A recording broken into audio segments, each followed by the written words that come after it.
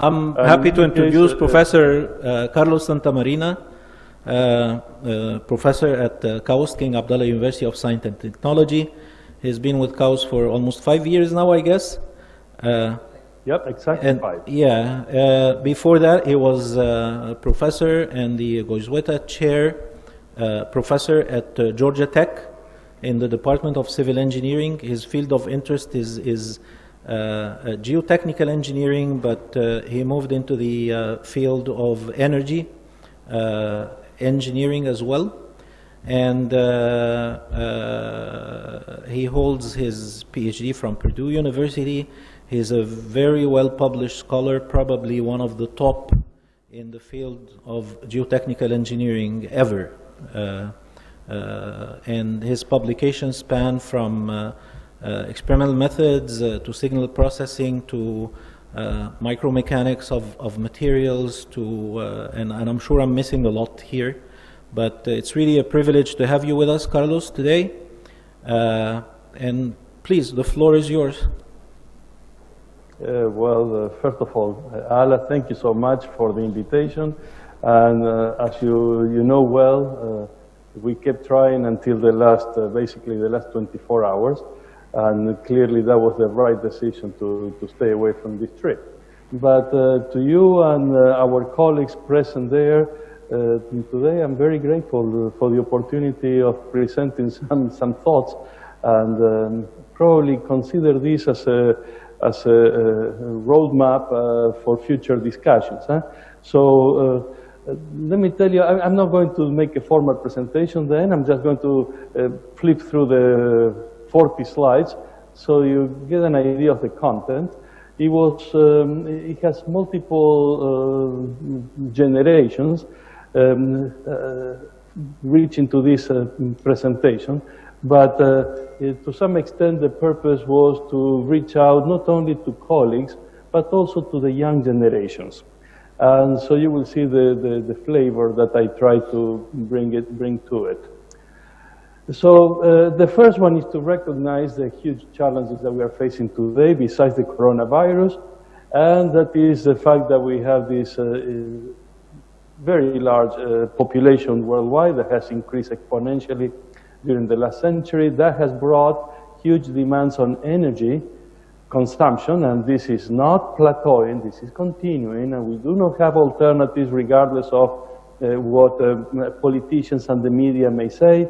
We still depend fully, 85% or more, on fossil fuels. And by the way, some research there in itself is amazing. For example, if we manage to recover 1% of the residual oil, of the oil that we are not able to produce today, if we would develop the right physics and technology to recover 1% of that oil, the impact for the Arab Peninsula will be more than $100 billion with a capital B. So that is a small hint as to the relevance and the magnitude of the problem. But because of our dependency on fossil fuels, we have all the problems with climate change. One issue that is not sufficiently addressed, that I would like to emphasize more and more as engineers, we need to bring solutions to the world, is the issue of national inequality and international inequality.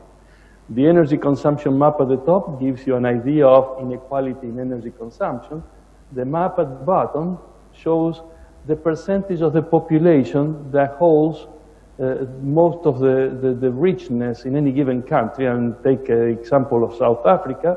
The darker the color, the higher the inequality. South Africa may have concentrated probably 19% of all the wealth in the top 5% of the individuals. Inequality is a major issue that our society faces, and is going to manifest in multiple ways. It's something that as engineers we have to think what we can do. And of course all that goes back to education, and the House of Wisdom in Baghdad is always an inspiring concept, and I will come back to it. So just to show the importance of education, this is GDP, income per capita, versus the extent of education. And as you can see, there is a is a fuzzy trend, but it's a clear trend. The higher the education, the higher the income per capita, and it works both ways. Countries with more resources can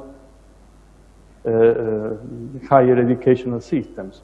And there you have China, the Kingdom of Saudi Arabia, and the USA and Norway, to give you examples. Once again, critical importance of education. By going back to creativity, one way to look at it is the number of patents we are producing worldwide, which, by the way, it is an outstanding number. It is in the order of 2 million patents per year. It's unbelievable. The first time I saw these numbers, I was truly surprised. And clearly, the contributions to patents takes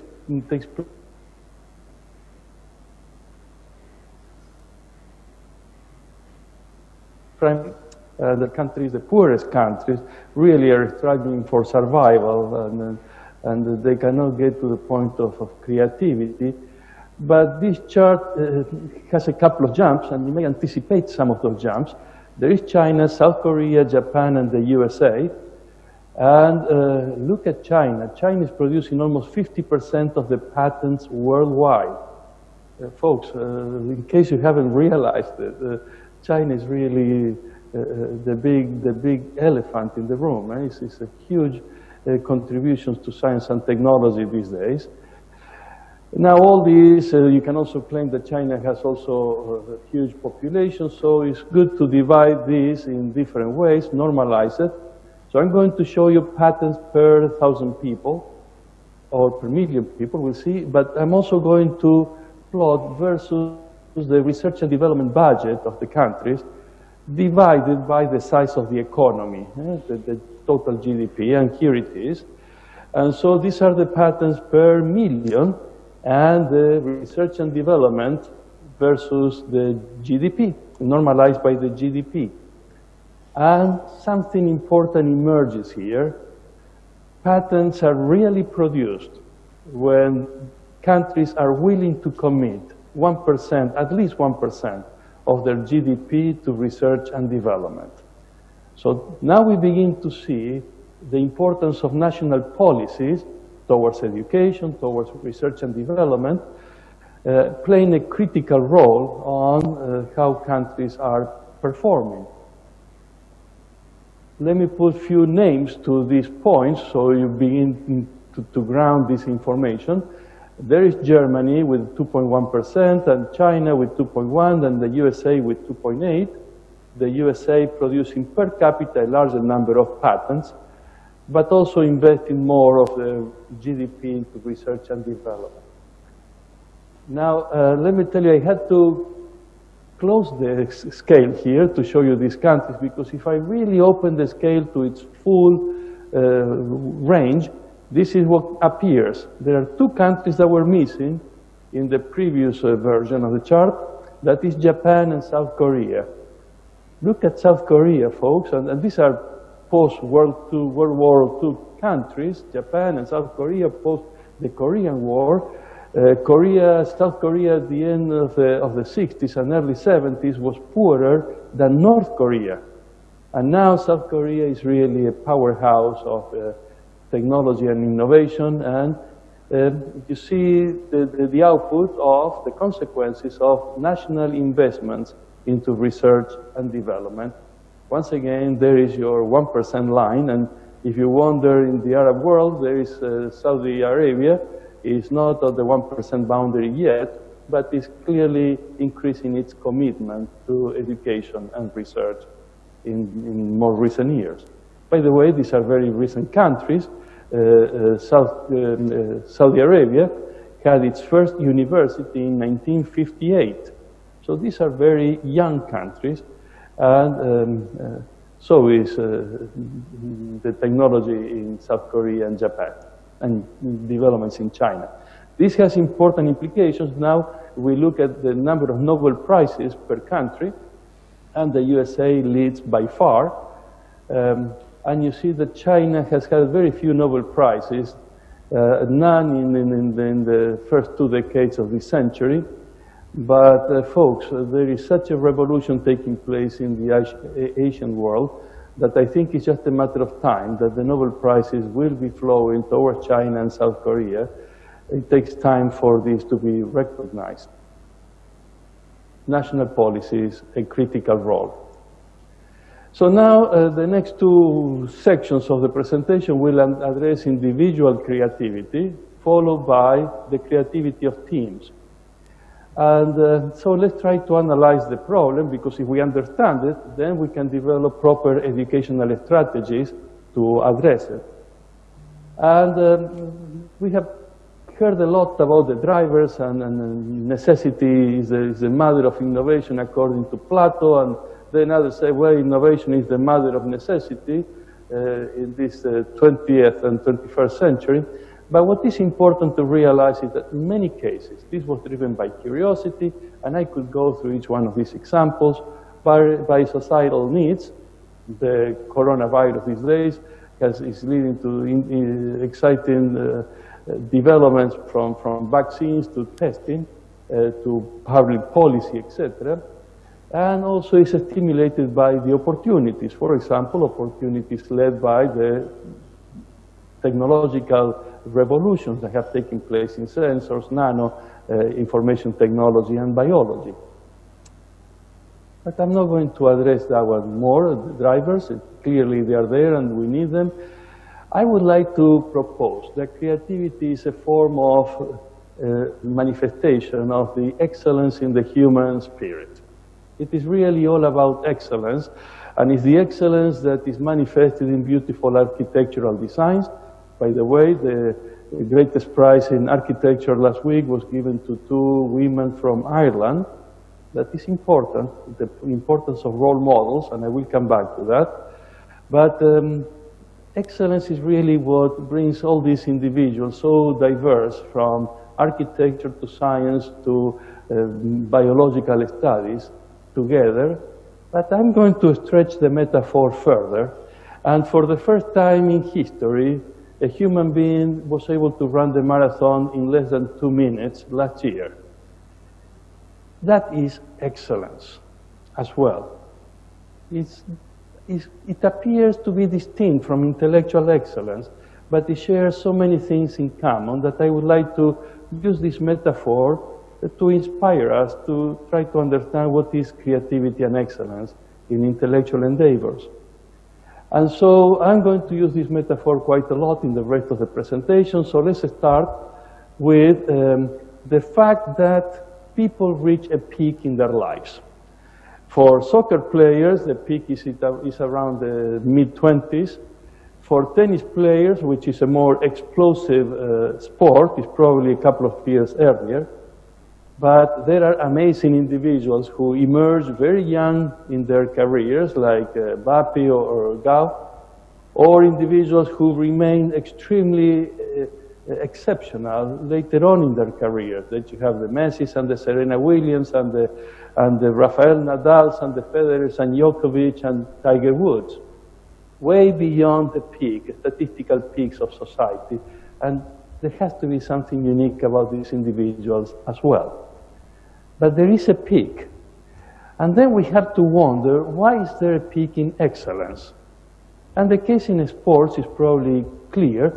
Tiger Woods did not play the way he played in the 20s when he was 5 years old and he was just starting. So it requires, we need to grow and we need to learn and to develop the physical and or intellectual skills that are required. So that doesn't happen when little Johnny goes to kindergarten and the teacher says that he's very creative. That is meaningless, folks. Creativity requires depth of understanding and knowledge. But there must be a reason why the curve goes down, and clearly in this case, physical limitations begin to kick in, and agility drops with age, injuries become more pronounced with depth, and yes, Tiger Woods came back after 8 surgeries. 8 surgeries. 4 to his knees and 4 to his back. And then there must be something else. Why would Tiger Woods want to come back after 8 surgeries? And there has to be the love for the game and that incredible drive and motivation. So there are potentializers, and there are critical ingredients. Some evolve positively with age, others decay with age. And that is the metaphor of sports. Let's look at it as intellectual exercises. This is academic research in civil engineering. It has a peak. If we look at movie directors, it has a clear peak, and there you have a couple of extreme cases in recent years, from the late 20s all the way to the mid-70s with Clint Eastwood. But there is a peak. And now we wonder again, and by the way, let me give you a few more examples. This is the master painter. There is also a peak. And the outlier at the center is Van Gogh. Van Gogh produced more than 2,000 artwork, pieces of art in the last 2 years of his life. But then you have others who have maintained a very long, lifelong productivities. Renoir, the painting that you see there, Renoir painted until his 80s, and he had such a debilitating arthritis that he couldn't actually grab a brush, and people, his assistants, would put the brush in his hands so he could paint, and he painted until the end. And Claude Monet did the same, and Claude Monet had cataracts, so he painted with lots of red colors until they did the surgery when he was 83, and then he began repainting his old paintings with more blue colors, because after cataracts he could see the blues much better, and you can see that in his paintings. And he kept painting. And Leonardo da Vinci didn't paint that much. I mean, as famous as he is, probably there are somewhere between 15 and 25 pieces of artwork from Da Vinci. Some of them it's not clear whether they are his. But one of them, Mona Lisa, he painted Mona Lisa for more than 13 years of his life. He would carry the painting with him wherever he went, and he kept painting it. So sometimes we get too anxious and expect things to happen overnight. So if there is a peak in the intellectual creative productivity, now what are the variables that control it? Because these are the ones that we need to educate. And so one of them is knowledge. As we said earlier, knowledge increases with age when we are devoted to it and we continue learning. But there are other parameters that decrease with age, and yes, health does affect, and health begins affecting statistically in the early 50s. And there is also clear evidence that processing abilities decrease with age. Right now I'm revisiting that data just to protect myself from it. But this is a fact. So this is a limiting factor with age, but we have great scientists, Nobel Prizes, who worked until their 90s. An Italian lady who passed away a couple of years ago is a case in point. But then we wonder, are there potentializers? Like we said before, the love for the game in the case of sports. And so we did a little questionnaire, and we asked individuals to assess people they knew in terms of 4 parameters, from 0 to 10. What is their intellectual potential? What is their dedication to their main theme? Are they socially capable, or are they socially inept? And how much impact have they had? Specifically, we asked them to assess individuals with a track record, so individuals probably in their late 50s and 60s and 70s, so we could assess these parameters.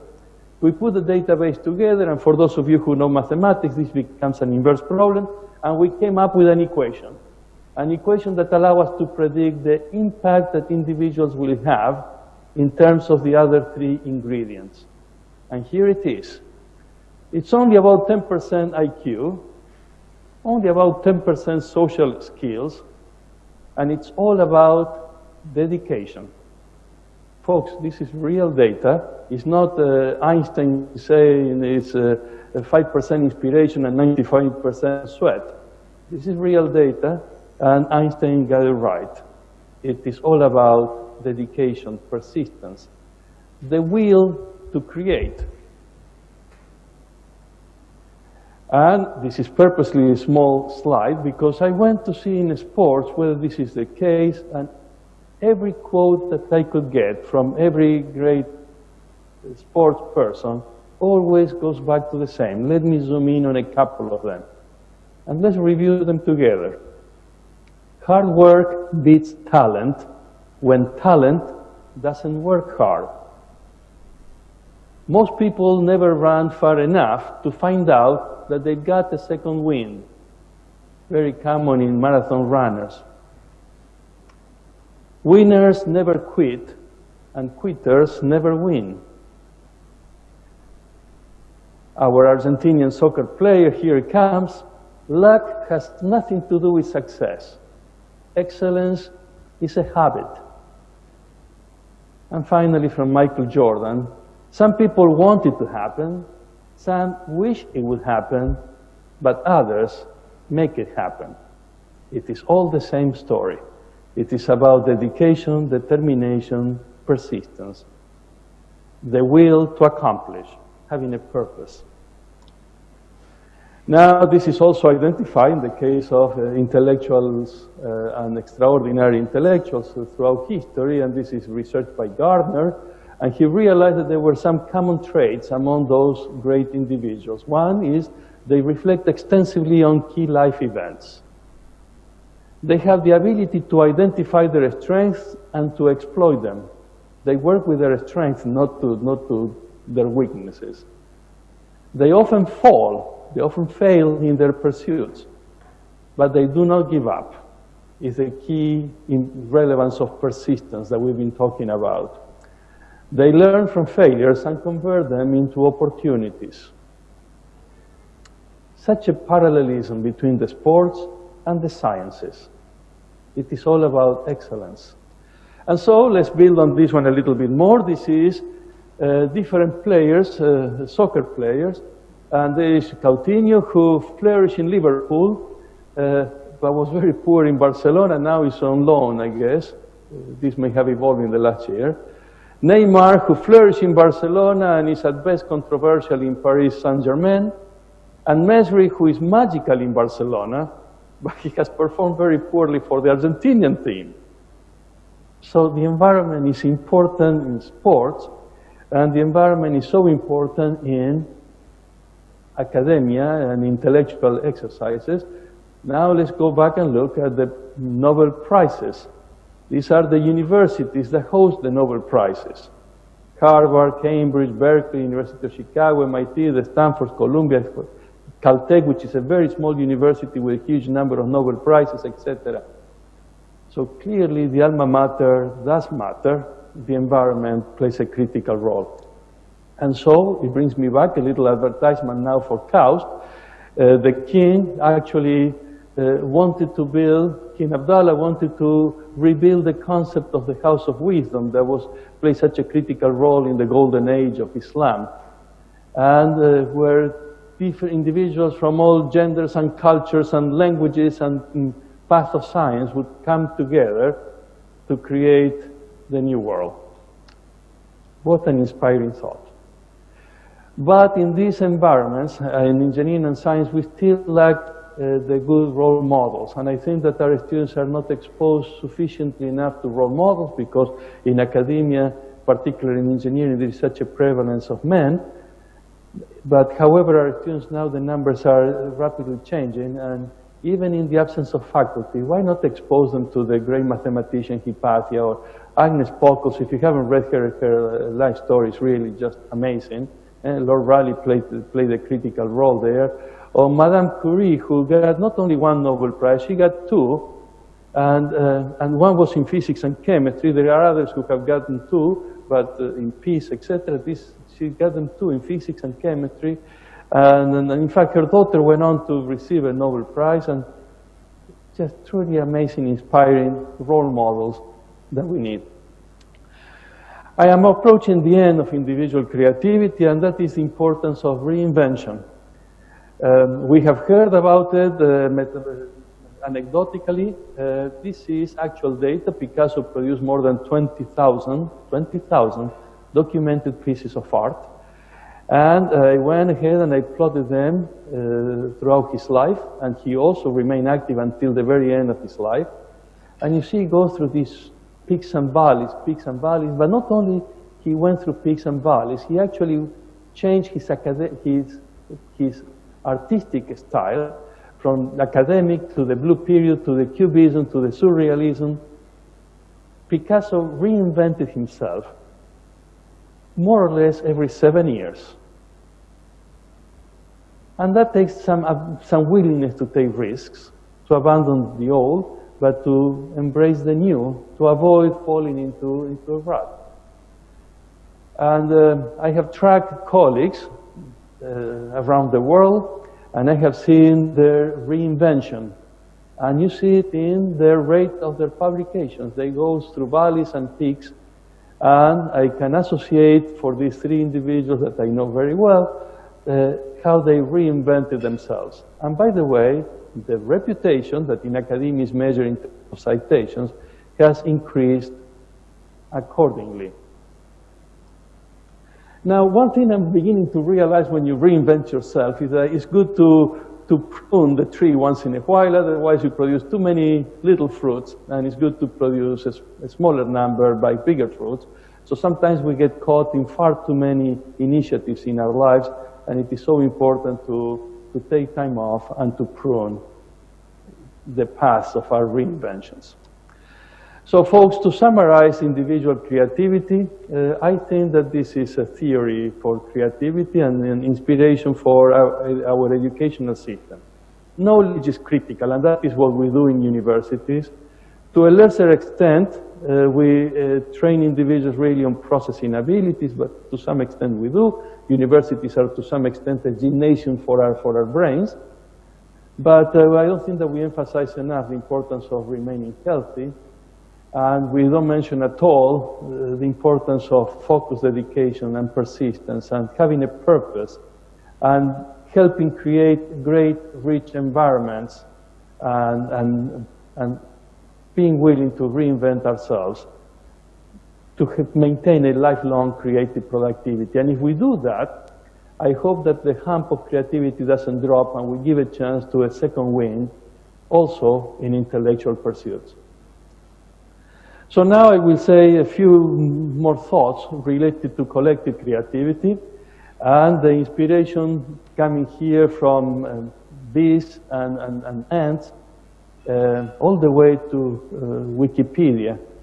I am so impressed with Wikipedia, and it has been the collective effort of individuals all over the world adding a little bit of knowledge that clearly surpassed the Encyclopedia Britannica within a year of its existence. And it is just exceptional. And yes, it has its flaws, but in itself it has its own ability to re-purify itself and continues advancing. And we can go back to the very low neural power of ants and bees, yet such an amazing engineered structures in the honeycombs and the ant farms. So, collective creativity. What are we going to do with 7.5 billion people, or what can we do if we bring them all together to address the global challenges that are facing us today? Unprecedented, I must say. So let's learn again from sports.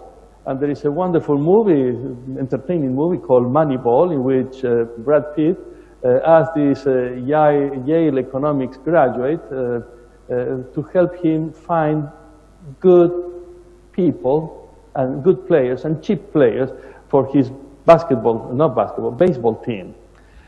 And in fact, this Yale economics graduate says, you know, you're choosing the wrong people. You're buying very expensive players that are useless for your team.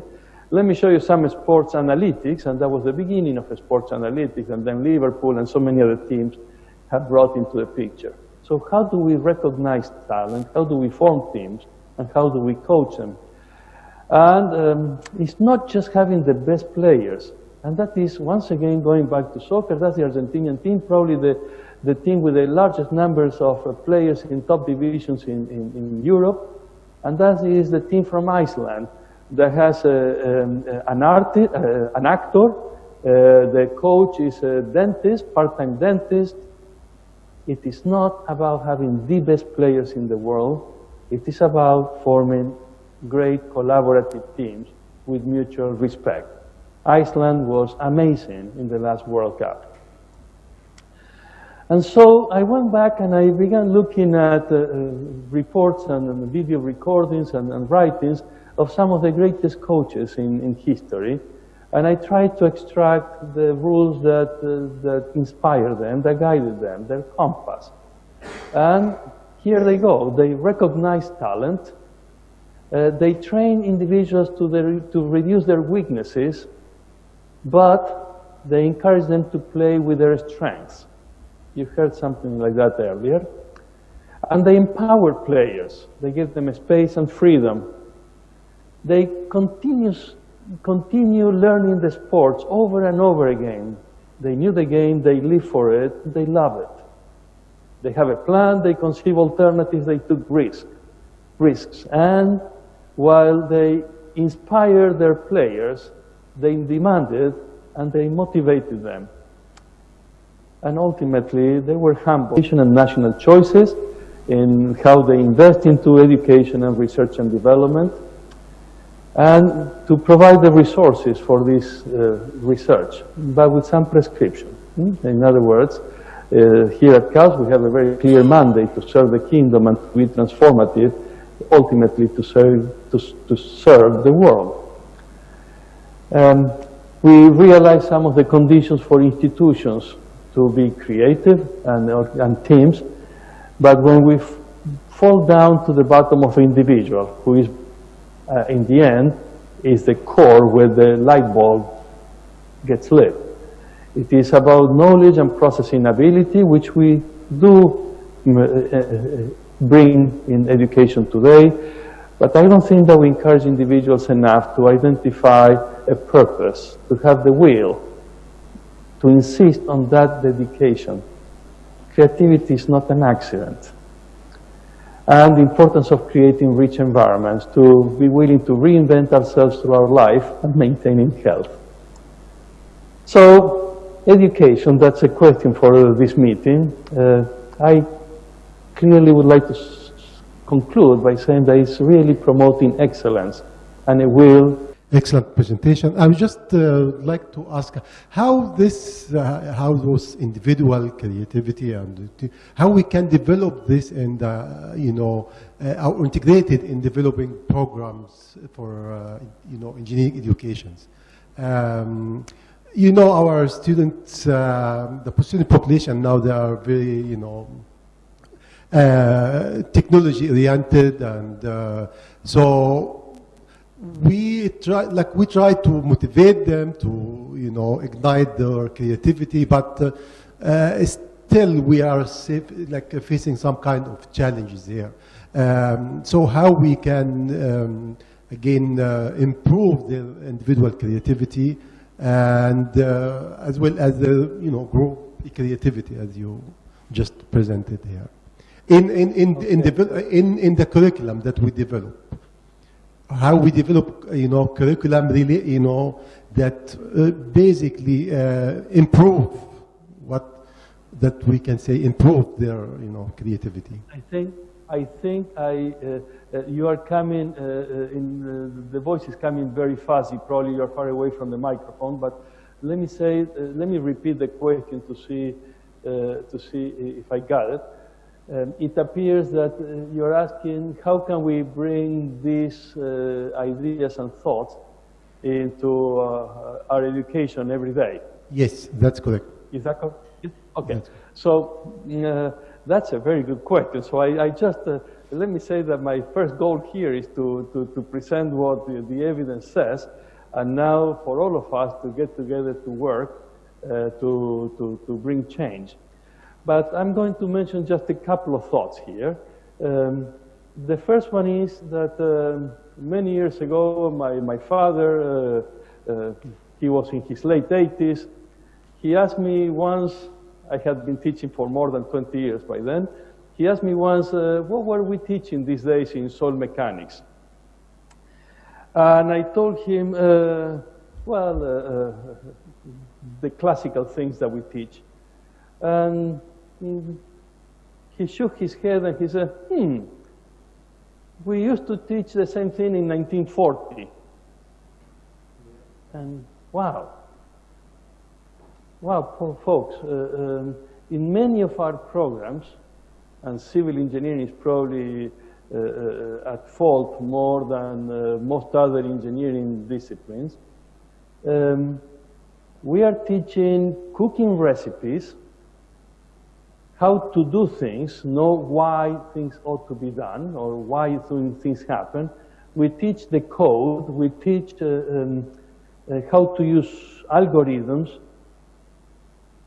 in the same fashion and with the same scope that that education was transferred almost to the level of technical schools. So probably the mea culpa analysis has to start with each one of us, and let's go back and analyze the curricula that we are presenting today to students from the 21st generation with problems for the 21st generation. Now, if you are in electrical engineering, yes, you will continue teaching Maxwell, and if you are in mechanical and civil, yes, you will continue teaching Newton. So the fundamentals have to be there. The fundamentals will not change. But let me invite you guys, and I'll do the same exercise, to reanalyze what do we teach for the world that we are living today, for the world that our students will have to live. That's one. The second one, is the importance of commitment, dedication, hard work. You know, as we get old, we tend to think that our generation try harder than the current generations, but there may be some truth in that. I think that sometimes we are afraid of challenging our students. Literally, I think that we are afraid of challenging our students, and in so doing, and we do it also as parents, in so doing, we are underestimating the intellectual potential of our students. So let's go back and really question ourselves. Are we, when we go to the gym to lift weights, we push ourselves to the limit. And that's the way to build the body, to build the muscles. And not that I know much of that, but nevertheless, clearly that's what people seem to be doing at the gym. When we go to the universities, and are we being that type of coach to our students, pushing them to their limit? I think that that's a lesson that our students need to learn in college.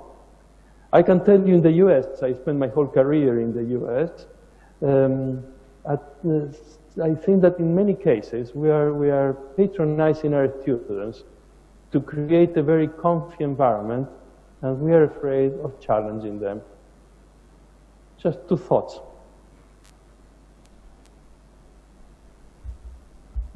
Thank you, Carlos. Any other questions, thoughts? I have a question regarding the patents. Do you think the number of patents or the quality of patents is more important? Can you hear me? No, probably if you could speak closer to the microphone, I may be able to hear you better. Let me try this. Is this better? Yes, it is. Okay. You spoke about the number of patents per GDP, and there were a couple of very interesting data points that or thoughts that I had. The first one, we always talk about the number of patents. Is the number of patents an indicator of technological advancement, or maybe there are few patents that make breakthroughs and these are the most important? So why do we look at the number of patents in general? And the second thought was that there appear to be one or two countries with low GDP but very high productivity in terms of patents. Which countries are these, if you remember the chart? Ala, you're really very observant. And in fact, as I was rehearsing again today, I said, I don't remember what those two countries are. Yeah. And I'm going to go back and I'm going to answer. I have the Excel sheet somewhere in my computer. I'm going to send you an email and give you the names of those two countries. Thank you. Not in this context, but I can tell you when you look at health versus GDP per capita, you also see similar data. There are always some countries that are out of the loop, and they are very inspiring. I mean, this is not something that is well accepted in the US, but if you look at health versus and life expectancy versus income per person, a country that is completely outside the train is Cuba. Yeah. I think that there is a lot to be learned from Cuba in this context of health and life expectancy and their medical system, etc. Much better than in the US with a tenth of their resources or even less. And so today, as I was looking at this, you really caught me what I was thinking this morning. I'll send you the name in a couple of minutes. Thank you. Thank you. Indeed, we have to learn from this country. Yeah, yes. All right. It's really unfortunate that we don't have as many people as we expected, because I thought that was a inspiring and very good presentation.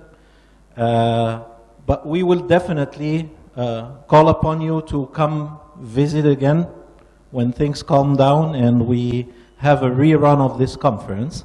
So on behalf of everybody here, I would like to thank you.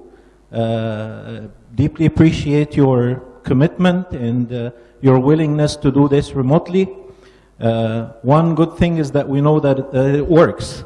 So that's a good thing. And we'll just close with another round of applause for Professor Santamarina. Thank you. Thank you, Carlos. To you guys. Thank you so much. It was a pleasure. Thank you. Bye-bye. Bye-bye now.